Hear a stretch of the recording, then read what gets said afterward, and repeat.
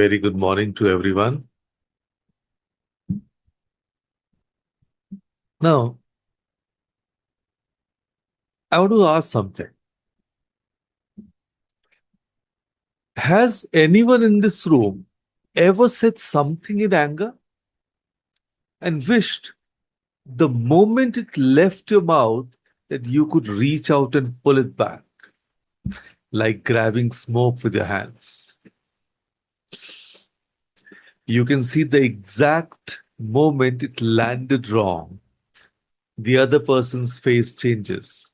Something closes, and you know, even before the conversation ends, that this is going to cost you. An apology might help, time might soften it, but the words, they are already out there. You can't unsay them. Now, here's what's interesting. And most of us know this. We have lived this, and yet the next time we are in a heated moment, we do it again. Because in that moment, we are not thinking about consequences, we are reacting. And reaction almost always is louder than it needs to be. So, what if there was a way to be just as honest, just as direct, just as powerful without the damage, without the residue that lingers long after the argument is over?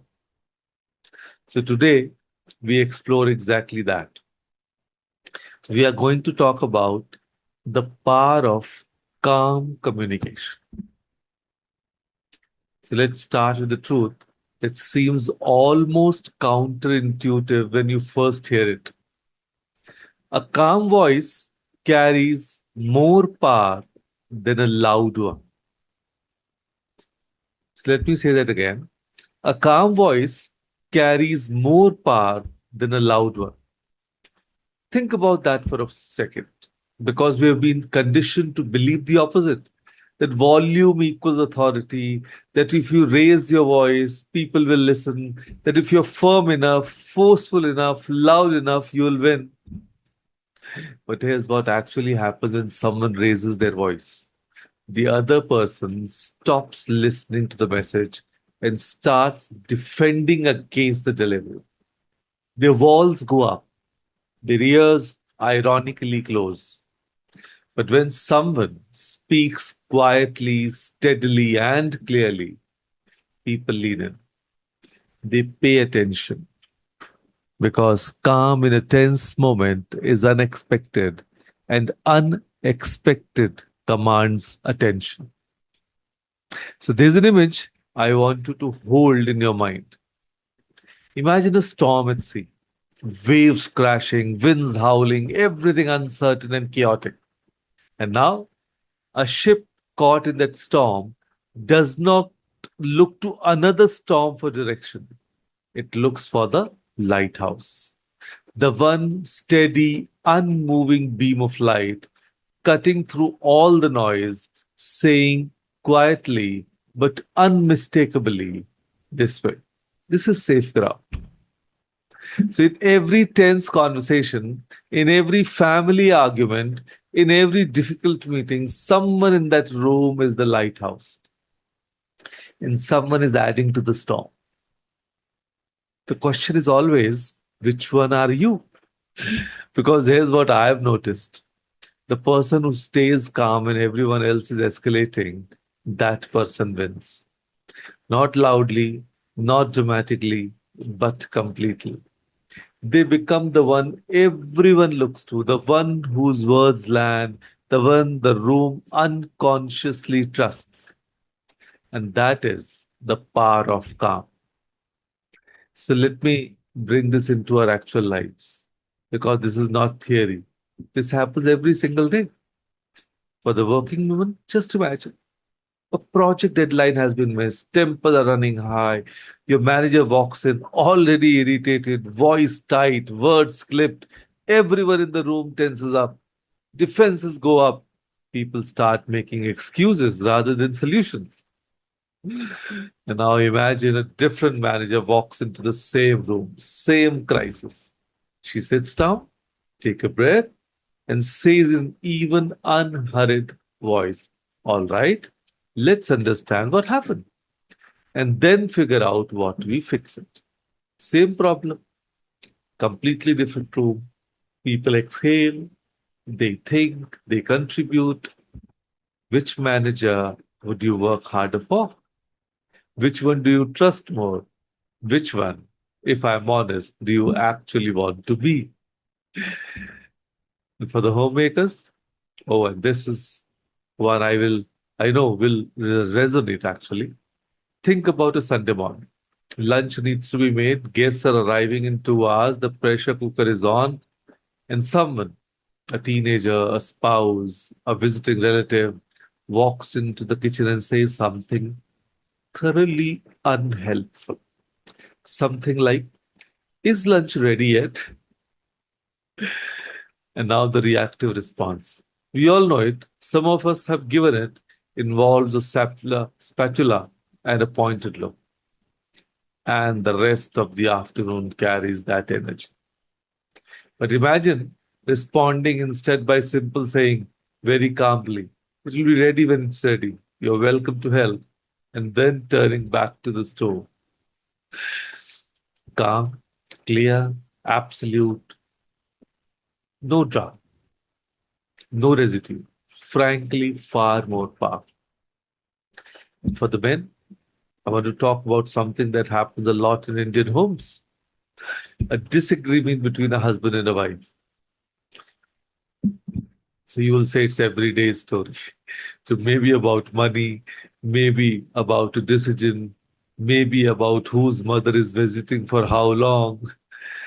The conversation starts as a discussion, then voice rise. Then it becomes about who's right rather than what's right. And by the end, nobody even remembers what the original issue was. But everyone is exhausted and nobody feels good. And now imagine the husband or the wife at the first sign of escalation, simply lowering their voice instead of raising it, speaking a little slower, saying, "I hear you. I want to understand your point. Can we talk about this without both of us getting worked up?" Something remarkable happens when one person refuses to match the other's escalation. The storm loses its wind. It simply cannot sustain itself without two people feeding it. So, calm is not weakness. Calm is the highest form of self control and the most effective form of communication. So, let me give you three things calm communication delivers every single time. One, it reduces conflict, not because you avoid the difficult conversation, but because you have it in a way the other person can actually receive. A tense message delivered calmly get heard. The same message delivered with heat gets defended against. Number two, it builds credibility. The person who stays composed under pressure is automatically perceived as more capable, more trustworthy, more in control. You don't have to announce your authority. Your steadiness announces it for you. Number three, it creates emotional safety. When people know that speaking to you won't result in being shouted at, interrupted, or dismissed, they open up. They tell you the truth. They come to you with problems before they become crisis. That kind of trust. You cannot buy it. You can only earn it one calm conversation at a time. And the two practices that make all this possible are simple. Pause before you speak. Just one breath. That 1 second between stimulus and response is where your wisdom lives. Don't skip it. Number two, respond, don't react.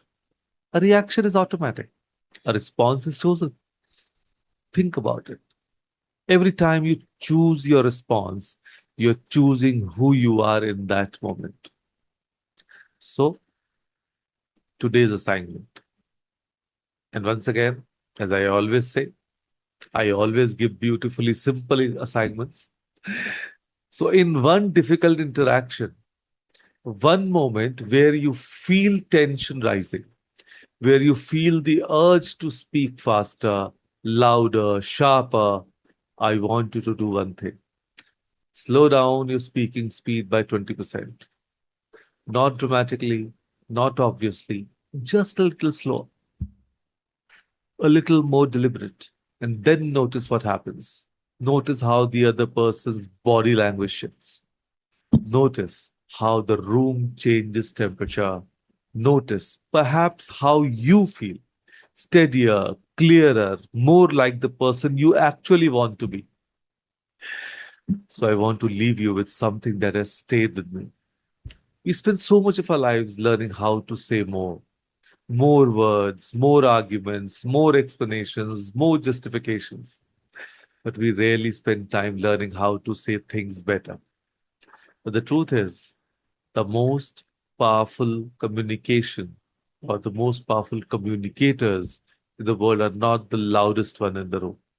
They are the ones who have mastered the art of stillness, the ones who know that a measured word delivered with care lands deeper than 100 words thrown in frustration. And you know the two people coming to my mind? Donald Trump and Narendra Modi. Two exactly opposite.